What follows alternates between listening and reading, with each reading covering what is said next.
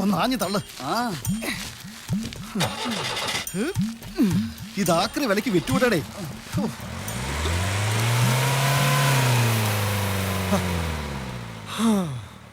Thank you ചേട്ടാ.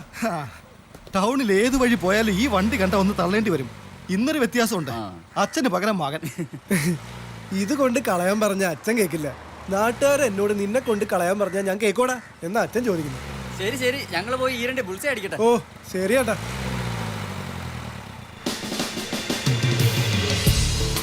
വണ്ടി വിട്ടോ. ഈ വണ്ടി ഇപ്പൊ എങ്ങോട്ടും പോവില്ല, ഞാൻ വീട്ടിൽ പോവാ. എനിക്കും വീട്ടിൽ പോവാനാ, അതാ പറഞ്ഞത് വണ്ടി വിടാൻ. ഇത് എന്റെ വീട്ടിലോട്ടാ പോകുന്നത്, വേറെ വണ്ടി വിളിച്ച് പോയാ എന്താ? ഗൗളി ചൂടാവാതെ. പാറു, നീ ഇതെവിടുന്ന് പൊട്ടി വീണു? ഞാനിങ്ങനെ ഏറ്റവും പതുക്കെ പോകുന്നൊരു വണ്ടി തപ്പി നടക്കായിരുന്നു. പഴയൊരു വണ്ടി കണ്ടപ്പോ ഇതാണ് ഐഡിയ എന്ന് തോന്നി, അങ്ങനെ ചാടി കയറിയതാ. കഷ്ടകാലത്തിന് നീ. നിനക്ക് എവിടെ വീട്ടിൽ പോണോ? പക്ഷെ ഇത് എത്ര ദൂരം മര്യാദക്കാരനായിട്ട് പോകുന്നു പറയാൻ എനിക്ക് പറ്റില്ല. അത് സാരില്ല, ഇനി 2 മണിക്കൂറുണ്ട്. കറങ്ങി തിരിഞ്ഞ് എന്നെ 7 മണിക്ക് വീട്ടിൽ എത്തിച്ചാ മതി. അങ്ങനെ സംഭവിക്കട്ടെ എന്ന് പ്രാർത്ഥിച്ചുകൊണ്ട് നമുക്ക് ചലിക്കാം. നീ ഇറങ്ങി മുമ്പിലോട്ടിരി, നിന്നെ ശരിക്കും ഞാനൊന്ന് കാണട്ടെ. നമ്മൾ കണ്ടിട്ട് ഇപ്പൊ 1 വർഷമായി കാണും അല്ലേ? ശരിയാ. വെറുതെ തമാശക്ക് ഞാനൊരു കഥ പറയാം. എന്താ ഇത്? പണ്ട് പ്രേം നസീറിന്റെ ഒക്കെ സിനിമയിൽ കാണുന്ന പോലെ പഴയ സുഹൃത്തുക്കൾ കണ്ടുമുട്ടുന്നു, ഒരുമിച്ച് ഒരു കാറിൽ യാത്രയാവുന്നു. ഒരു കൊടുങ്കാറ്റിൽ വെച്ച് കാർ ബ്രേക്ക് ഡൗൺ ആവുന്നു, ഒപ്പം ഇടി വെട്ടിയുള്ള മഴയും. പെട്ടെന്ന് റാന്തലുമായി ഒരു വാച്ച്മാൻ വരുന്നു, അയാളോട് താമസിക്കാൻ സ്ഥലം കിട്ടുമോ എന്ന് ചോദിക്കുന്നു. ഒരു ഗസ്റ്റ് ഹൗസ് ഉണ്ടെന്ന് അയാൾ പറയുന്നു. ബോംബല്ല മോളെ, ബ്രേക്ക് ഡൗൺ ആവുന്നതിന് മുമ്പുള്ള സിഗ്നലാ. കഥയുടെ തുടക്കത്തിൽ പറഞ്ഞത് സംഭവിച്ചു. ഇനി എന്ത് ചെയ്യും? ഇനി ഇവനെ എങ്ങോട്ടെങ്കിലും തള്ളി മാറ്റിയിടാം. ഇനി നേരെ ഇരട്ടി മഴയും പെയ്ത് ആ വാച്ച്മാൻ കൂടെ വന്ന ആ സിനിമ കഥ പോലെയാവും. പഠിക്കുന്ന കാലത്ത് നീ വലിയ അലമ്പല്ലായിരുന്നു. മനുഷ്യന് മാറ്റം എപ്പോ വേണമെങ്കിലും വരാലോ. ഈ ബ്രേക്ക് ഡൗൺ സ്വന്തം ക്രിയേഷൻ ഒന്നും അല്ലല്ലോ അല്ലേ? അതെന്തിന്? അല്ല, കഥയിൽ പറഞ്ഞ പോലെ ഇതാ ഒരു ഗസ്റ്റ് ഹൗസ്, അവിടെ ഒരു സിംഗിൾ റൂം, പിന്നെ നിന്റെ ഒരു ഇമ്മോറൽ അപ്രോച്ച്. മതി മതി, ഇത് പെമ്പിള്ളേരുടെ ഒരു ചീപ്നെസ്സാ. കൂടുതൽ ചിന്തിച്ച് വിഷമിക്കണ്ട. ഞാൻ അച്ഛനെ വിളിക്കാം. പെട്ടെന്ന് എത്താൻ പറയാം.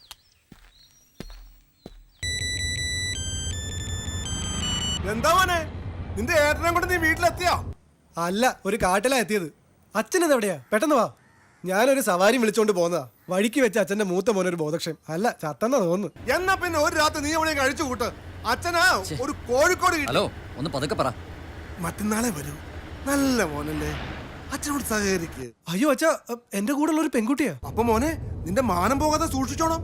ദൂരോട്ട് മാറി നിന്നാ മതി, അല്ല നിന്നെ കയറി പിടിക്കും. അച്ഛനത് എന്തായി പറയുന്നത്? കോഴിക്കോട് കളഞ്ഞിട്ട് പെട്ടെന്ന് വാ. അത് പറ്റാത്ത കാര്യമാണല്ലോ. നീ ഒരു കാര്യം ചെയ്യ്, സഹകരിക്കുന്ന കൊച്ചാണെങ്കിൽ അവളെ കാര്യം പറഞ്ഞ് മനസ്സിലാക്ക. പിന്നെ ഒരു രാത്രി സുഭിക്ഷമായിട്ട് കഴിയാവുള്ളത് ഞാൻ കാറിനകത്ത് കരുതിയിട്ടുണ്ട്. അപ്പൊ ഓക്കെ മോനെ, എൻജോയ്.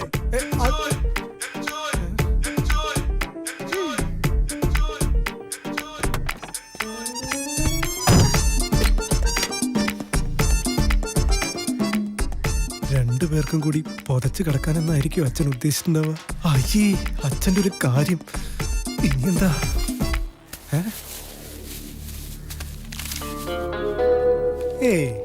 ഇതായിരിക്കില്ല. എങ്കിൽ ഞാൻ അച്ഛനെ വെറുക്കും.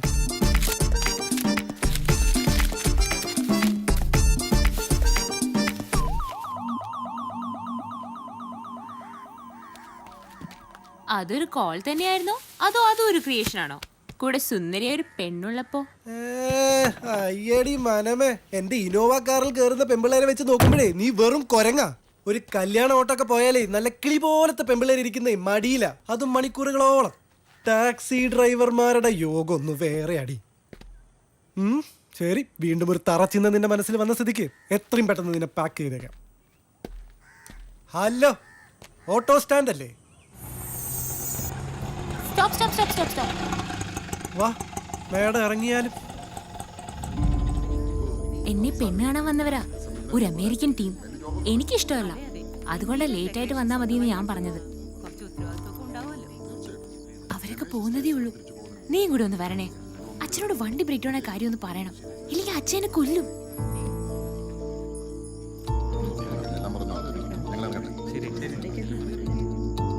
ഹലോ, നീ ഒന്ന് കൂടെ വരൂ.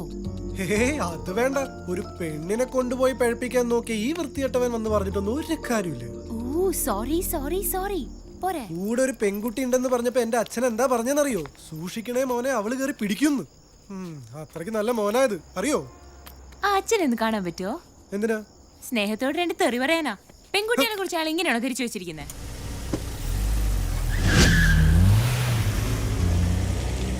സാജ ഒന്ന് വാടാ, അച്ഛനോട് സംസാരിക്കടാ. ഗൗളി ഗൗളി എണിച്ചു വാടാ. എന്താടി നീ ലേറ്റ് ആയെന്ന് ചോദിക്കാനല്ല പോകുന്നത്, ഇനി ഈ വീട്ടിൽ നിന്ന് പുറത്തിറങ്ങാൻ പാടില്ലെന്ന് പറയാനാ പോകുന്നത്. അച്ഛാ എന്നെ തല്ലിക്കോ, ഞാൻ കൊണ്ടോളാം. ഇപ്പോഴല്ല, പിന്നീട്. ഇതെന്റെ കൂടെ പഠിച്ചതാ സാജൻ. ഇവന്റെ മുന്നേ വെച്ച് ചീത്ത വിളിക്കാതിരുന്നാ മതി. ക്ലാസ്മേറ്റ് ആണെന്ന് അറിയാതെയാണ് പാർവതി എന്റെ വണ്ടി വിളിച്ചത്. അതുകൊണ്ടാണ് വണ്ടി ബ്രേക്ക് ഡൗൺ ആയത്. അല്ല, അതിപ്പോ അല്ലെങ്കിലാവും. പിന്നീട് കുറെ ചിന്തിച്ചാണ് ഞങ്ങൾ ഒരു ഓട്ടോ വിളിച്ചത്. അയാൾക്കാണെങ്കിൽ ഭൂലോക ജാട. സഹിച്ച് ഞങ്ങൾ ഇതുവരെ എത്തി. പിന്നെ കല്യാണത്തിന് മുമ്പേ അല്ല, പെണ്ണ് കാണാൻ വന്നവർ പോയിട്ടേ എത്താവൂ എന്ന് പാർവതി അല്ല, പെണ്ണ് കാണാൻ വന്നവർ പോകുന്നതിന് മുൻപേ എത്തണമെന്ന് പാർവതി പറഞ്ഞതായി ഞാൻ ഓർക്കുന്നു.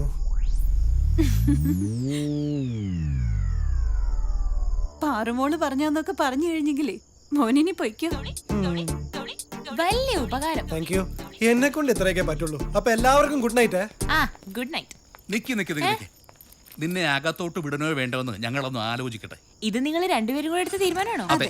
എങ്കിലൊരു ചെറിയ മാറ്റം വരുത്താനുണ്ട്. ഇപ്പൊ ടൈം 8:30. എന്റെ ഡിന്നർ ടൈമാണ്. നമുക്ക് ഒന്നിച്ചിരുന്ന് ആഹാരം കഴിച്ച് ആലോചിച്ചിട്ട് തീരുമാനിക്കാം. വന്നോളൂ. വരൂന്നേ, ചെല്ലൂന്നേ. ഒറ്റ വിത്തായി പോയില്ലേ?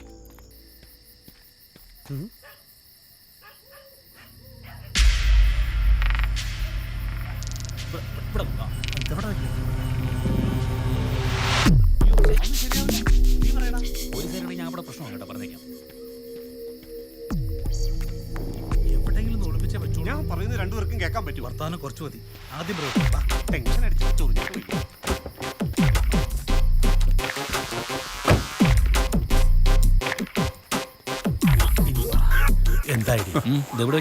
ഈ ഡിക്കിൽ വെച്ചാലോ? അപ്പുറത്തെങ്ങനെ കൊണ്ട് വെക്കുന്നു? ഇവിടെ ആരെങ്കിലും ഞാൻ പറയുന്നത് കേക്ക്. ഈ ഡിക്കി തന്നെ വെച്ചാൽ മതി. അവൻ പറഞ്ഞ ശരി, ഇതിനകത്ത് തന്നെ വെക്കാന്നേ.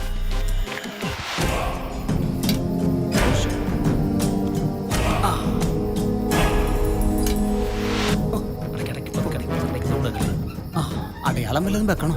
നീ ഇവിടെ കുത്തിയിരുന്നോ? ഭഗവതി, എടാ വണ്ടിയുടെ ഫോട്ടോ എടുത്തോ.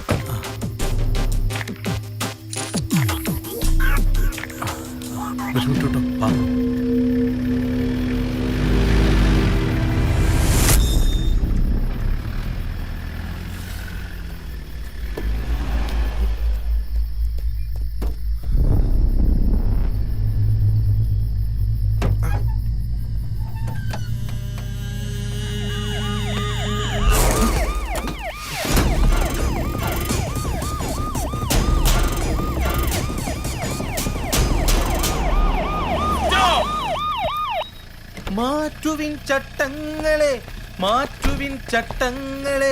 അതെ, ഈ ചട്ടങ്ങളൊക്കെ എങ്ങനെ മാറ്റിയാലേ ഞങ്ങള് പോലീസുകാർ പിന്നെ എന്ത് ചെയ്യാനാ? അമ്പലത്തിൽ പോയി പൂജ ചെയ്യാനാ. അങ്ങോട്ട് പോയി നോക്ക്, അവിടെ പോയി നോക്ക്. പള്ളിക്കൂടത്തിലെ പിള്ളേരെ പഠിപ്പിക്കുന്നവർ പഠിപ്പിക്കുന്നത്. ഇയാൾക്ക് പറഞ്ഞാൽ തകരപ്പാട്ടയാ. പോയി നോക്ക്, അവിടെ നോക്ക്. ദൈവമേ, ഇവിടെ ആരും കാണല്ലേ, എനിക്ക് വയ്യ പേടിക്കാൻ.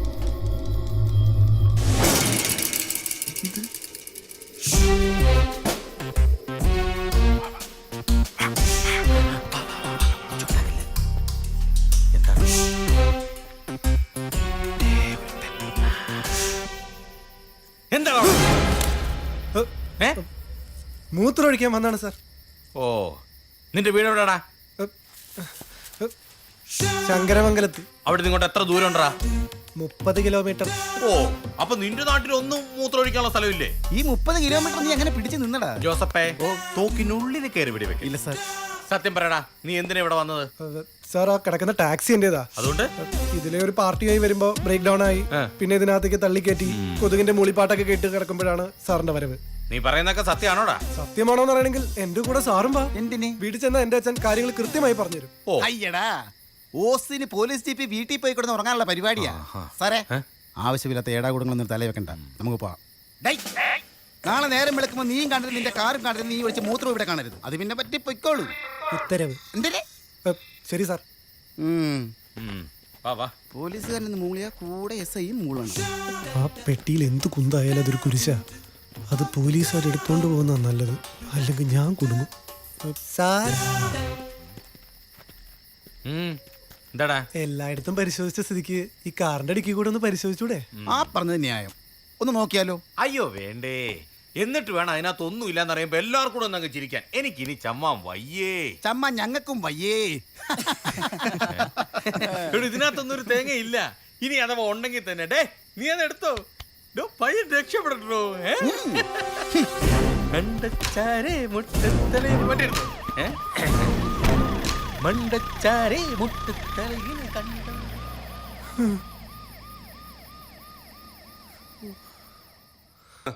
എന്നെ മനസാക്ഷിയില്ലാത്തവൻ കുടുംബദ്രോഹി എന്നൊക്കെയല്ലേ ഈ കുഴിവിള വീട്ടുകാർ മുഴുവൻ വിളിച്ചോണ്ടിരുന്നത്.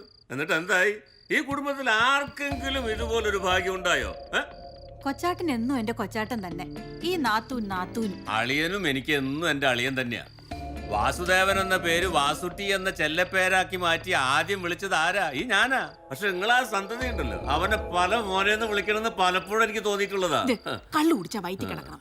നിങ്ങളുടെ ആഗ്രഹം അവൻ സാധിച്ചു തരും. എന്റെ ഏതാഗ്രഹം? 10 പവൻ പോലും കിട്ടില്ലെന്ന് കരുതിയിട്ടല്ല എന്റെ മോളെ അവൻ വേണ്ടെന്ന് വെച്ചത്.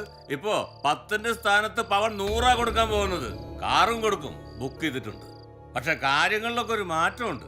ചെറുക്കൻ വിശാലം നിന്റെ മോനല്ല, നല്ല 1ാം തരം എഞ്ചിനീയർ. തോറ്റതല്ല, ജയിച്ചവൻ. നീതി കിട്ടിയ പോലെയല്ലേ എന്റെ കയ്യിൽ കാശ് വന്ന് ചേർന്നത്. അതും എത്രയാടി കമലം? വിശാലം എത്രയാ? അല്ലെങ്കിൽ വേണ്ട, അതൊന്നും നിങ്ങൾ ഇപ്പൊ അറിയണ്ട. ഒന്ന് ഉറങ്ങി ഉണരുമ്പോഴേക്കും കൈ നിറയെ പണം.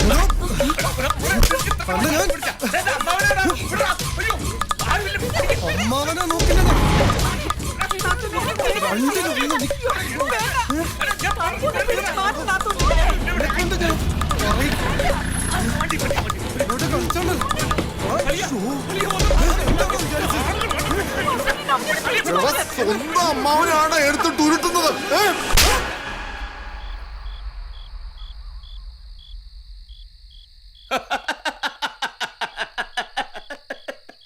അളിയൻ എന്ത് പണിയായി കാണിച്ച്?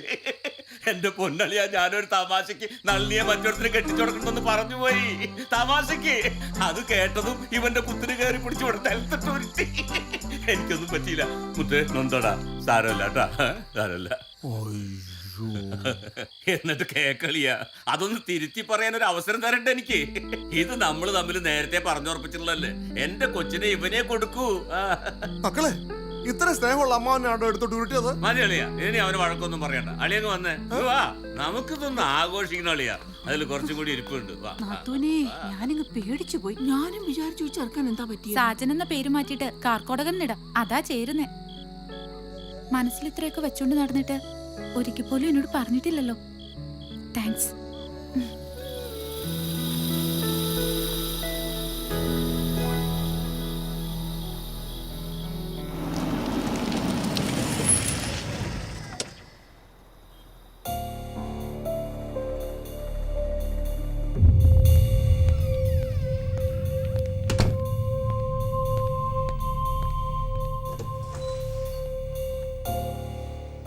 അവൻ വന്നു.